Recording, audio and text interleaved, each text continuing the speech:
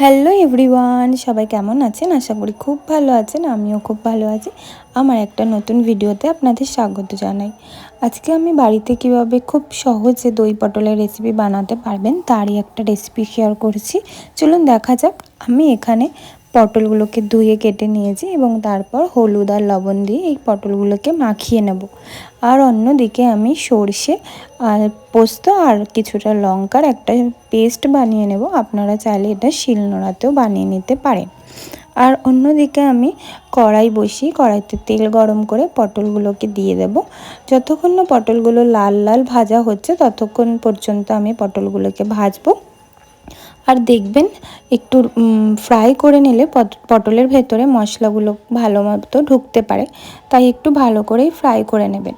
এবার লাল লাল করে ভাজা হয়ে গেলে তুলে পটলগুলো ভাজা হয়ে গেলে এখানে কালো জিরে আর একটু শুকনো লঙ্কা দিয়ে তারপর ওই পেস্টটা আমি দিয়ে দেবো। দেওয়ার পর সামান্য পরিমাণে হলুদ, একটু লঙ্কার গুঁড়ো কালারের জন্য ইউজ করেছি, আর একটু জিরের গুঁড়ো আর স্বাদ মতো লবণ দিয়ে এই পেস্টটাকে ভালো মতো কষিয়ে নিতে হবে। এবার তেল ছাড়া হয়ে গেলে আগে থেকে ভেজে রাখা পটলগুলোকে অ্যাড করে দেবো। এবার তারপর এটাকে ভালো করে কষিয়ে নেব।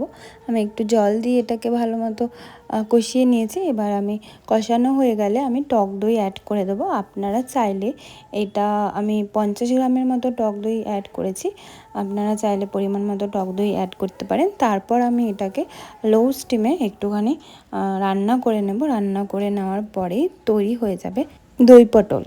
আমার দই পটলের রেসিপিটা তৈরি হয়ে গেছে। আর ভালো লাগলে সবাই এটা বাড়িতে বানিয়ে দেখতে পারেন। আর আমার আজকের এই ভিডিওটা আপনাদের কেমন লাগলো অবশ্যই আমাকে কমেন্টসে জানাবেন। আর ভালো লাগলে একটা লাইক অ্যান্ড কমেন্টস করে দেবেন। সবাই ভালো থাকবেন, সুস্থ থাকবেন।